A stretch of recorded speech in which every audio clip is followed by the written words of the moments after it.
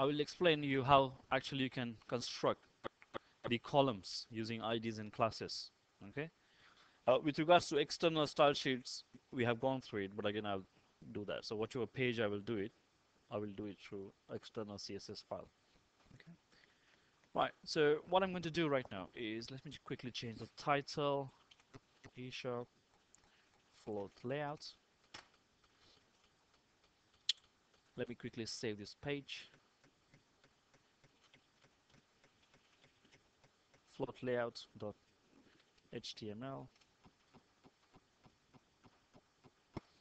Right. So we got a page on screen which is float layout.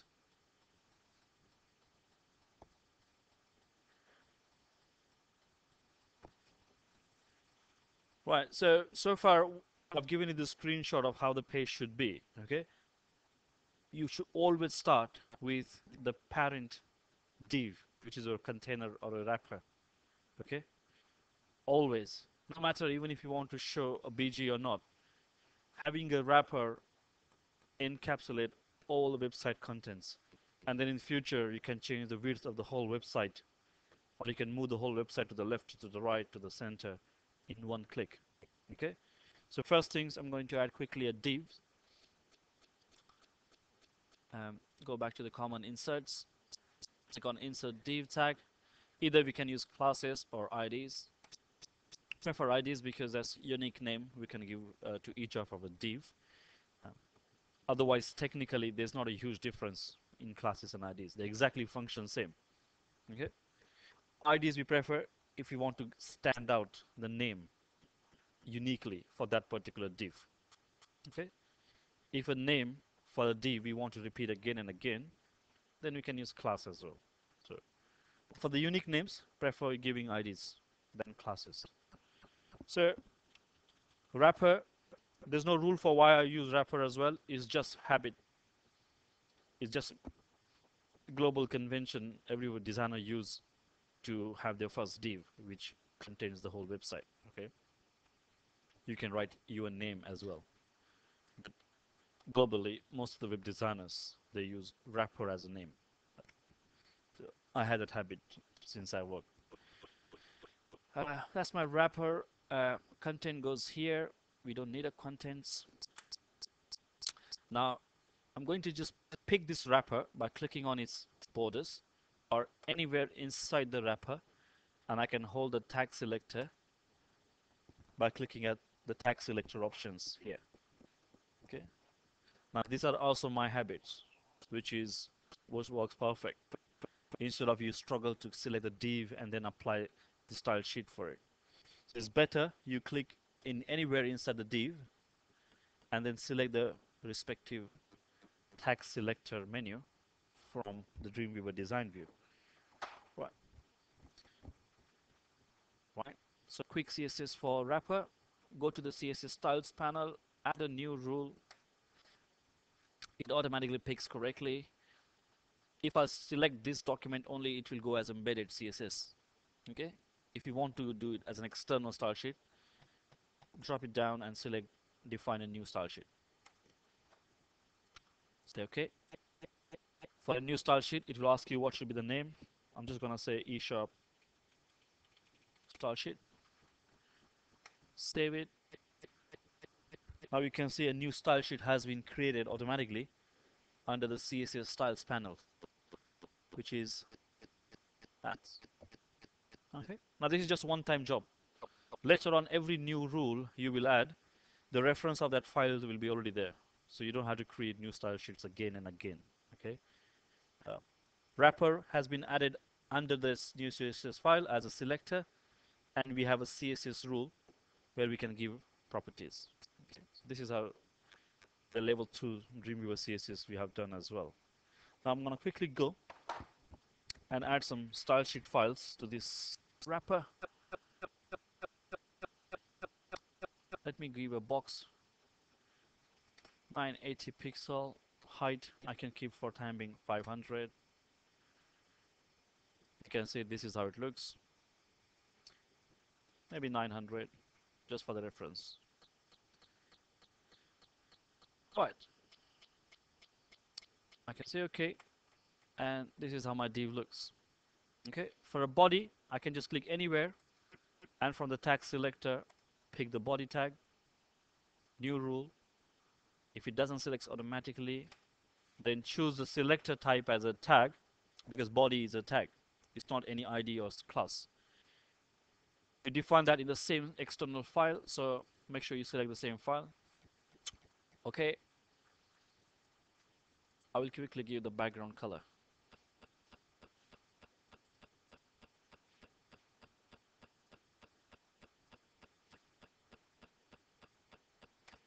That's it. In my case, I've given you the image, so you can even apply the image if you want to. But divs are transparent. Now you can see this is how my div looks. Even if I'll save the page, save all, preview.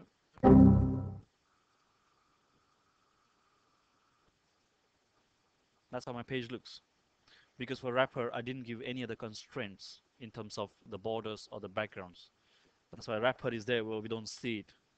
Okay, but pretty straightforward. You can go back, double click on the wrapper selector, and add as many properties you want. We can change the background to white. If you want a border, 1 pixel, a solid border.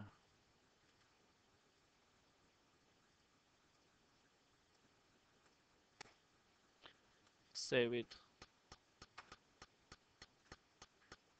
Save all. And that's how your website starts building. Okay, you can go back, open the wrapper, and we can make box left margin auto, right margin auto. And you see here, by default, there is a margin at the top and to the left. Yeah, we can set the top margin 0, apply. Okay, save all. Right, for Explorer, it doesn't show. We done that. Now we done the save pixels. Right, yeah, that's a wrapper margin we have done. But we need to do a global selector. Even though we done that, some browsers will still have some default margins and paddings. Okay, for that reason, last time I've explained to you that in your style sheet file, at the top of your style sheet, the first thing you should add is the asterisk. Now the asterisk is known as the global selector. Means it will apply the values of style sheet properties to every single HTML element in your website, right from the body to all the IDs, classes. Yeah. So you just write asterisk, then write curly bracket, and set the margin 0 pix and padding 0 pix. Close the curly bracket. So a few things you can tweak using manual coding. Few you can do directly with Dreamweaver's panels.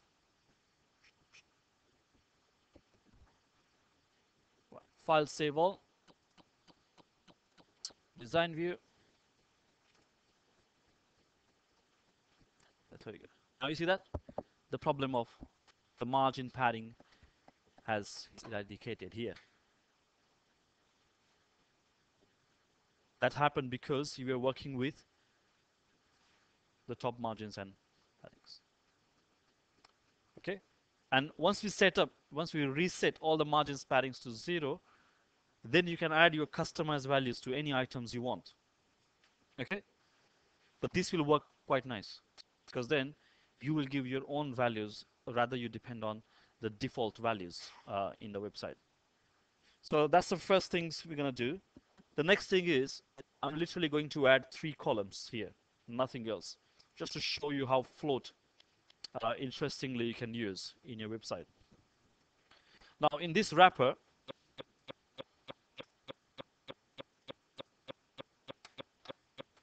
normally I use code views when I wanted to add nested divs, okay?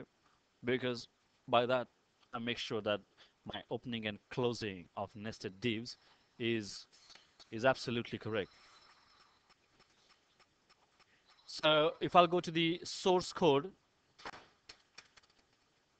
now inside the wrapper div, I'm going to add insert div tag. Let me just give a box 1 or something as an ID. And you can see the box 1 has been nested inside the wrapper div. Okay? Right.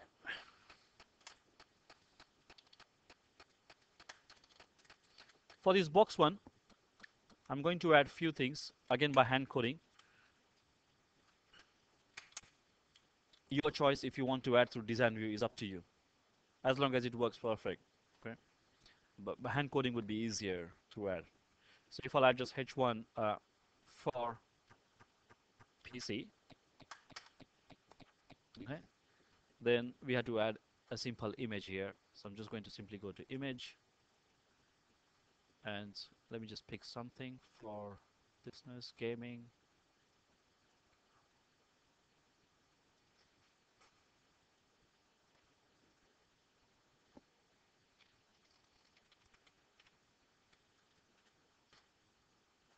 Okay,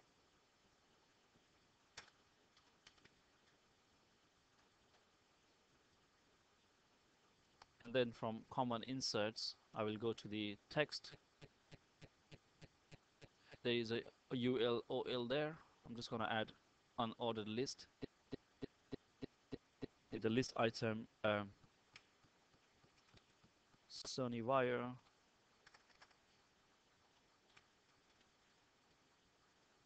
another list item Dell, another list item HP, and that's it. So all I've done is added unordered list, a single image, and heading. Let me just reduce the heading to 3 level. That's so big. Right.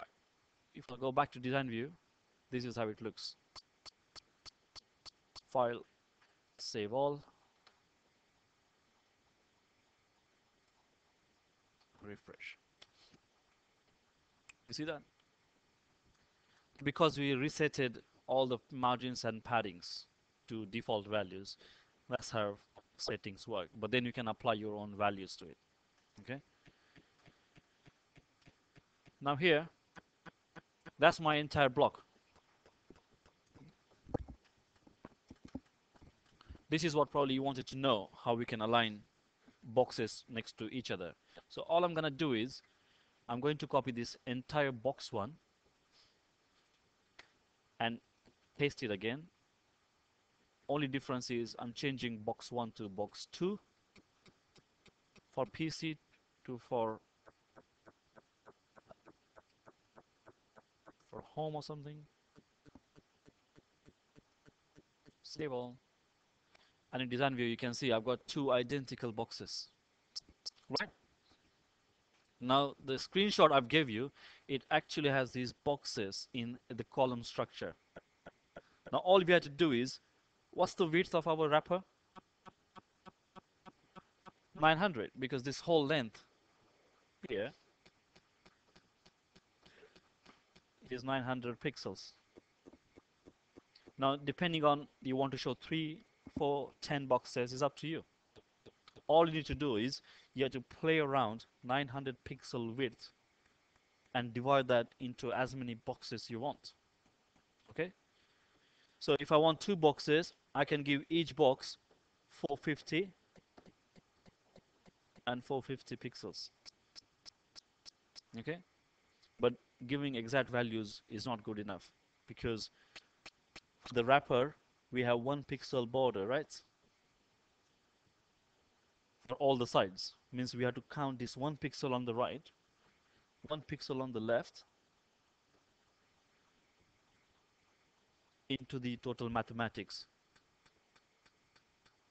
Right? So if I'll have 450, 450, I need to minus 1 from each of it. Okay, so if I want to give the width for the top box and the bottom box, I should give, instead of 450, 449. Then they will exactly fit. attached to each other. Do you understand the mathematics? Yeah. Again, for those boxes, if you're giving any borders, if you're giving them any left and right margins, those values needs to be subtracted as well from the total width. Otherwise, your structure will start collapsing. So either you do with the pixel perfect numerical values, or use percentages if you think you're confident enough to use those. It's up to you how you want to. I'm using pixel because it's easy to demonstrate and explain you. With percentage, you will have to use a lot of visual balance and informations in mind. So for time being, I will just use pixel. I'm only going to minus 1 pixel from here, 1 for there. And if I want to give a gap between two boxes, slightly, let's say 5 pixels or 4 pixels, then further 2 pixels I'm going to minus from this.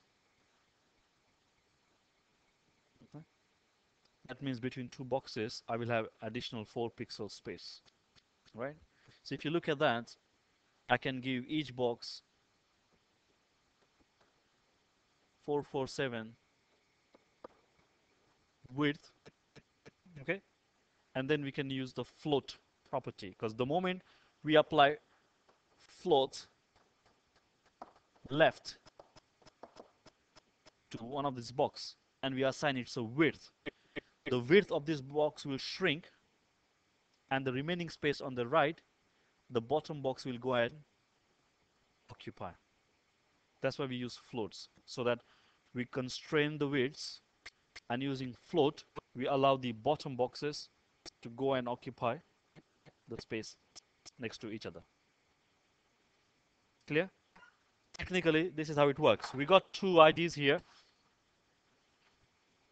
Now I'm simply going back to my CSS. Let me just pick a few things. UL, add a new rule, and under the list type, I don't want any bullets. So if I apply, that's how it looks. New rule, list type, excuse me, none. If I want, I can give some left margin as well, about 10 pixels or something. Same for this UL, left margin 10 pixel. And you can see they're moving inside the box. Yeah, you can do all these tricks. Now, first box, select this tag selector for the div box 1, right? Add a new rule.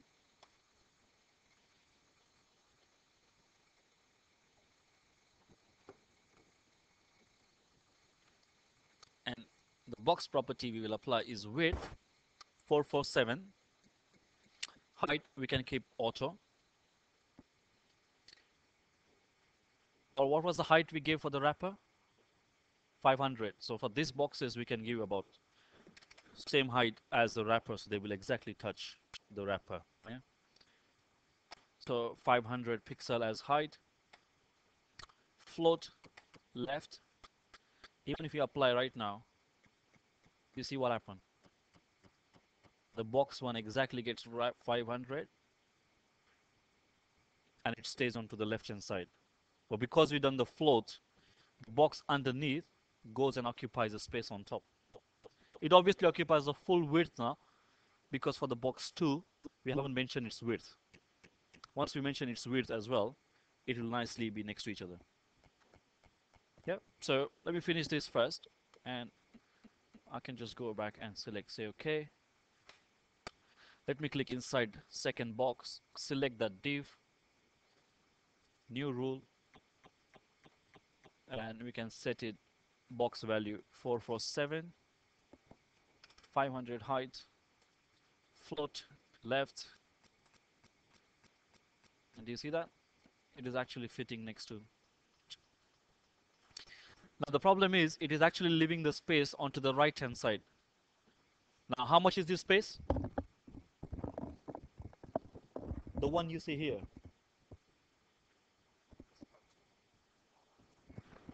No, it's actually 4. Because now boxes, see, is there any gap here? they're exactly touching to each other. So either I should float this box to the right, so it will touch the right border and there will be space between two, or I can still keep it float, but for this box I can mention its left margin to how much? 4 pixels. So there are numerous ways in which you can play with CSS. Either margins, paddings, floats, widths, countless. Okay. So let's see how it works. We can give float right, apply, it goes to the right, and there's a gap now in between. Or I can keep it float left, and the left margin 4 pixels or 5 pixels, whatever. Now the moment we play around one extra width, let's say 447, I'll do 450. The structure is going to start collapsing. That's what happens with you when users do trials and errors. So if something like this is happening, don't get too scared. The problem is when you use float, you should be clear with the width. Okay? Even if 1 pixel width goes here and there, the boxes will not have enough space to squeeze next to each other. And then they will go randomly underneath or at the top, and then you'll get confused. So nothing to worry. Just concentrate on the floats and the widths and the margins and borders. Okay? As I said, when we use floats, every single pixel value counts. Even 1 pixel of border, 1 small pixel of margin, because it's all mathematical calculations and they're going to count to make or break your structure. Okay. So for time being, I will just keep it 447 and I will keep it float right. If you want, we can just give them different colors just to identify.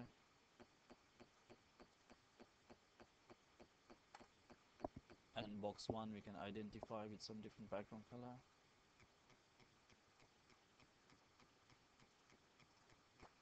Yeah, then you can select your headings. This is H3 tags, new rule. Now if I'll select just this kind of compound selector, it will only change H3 inside box 2, right? I can delete this box 2.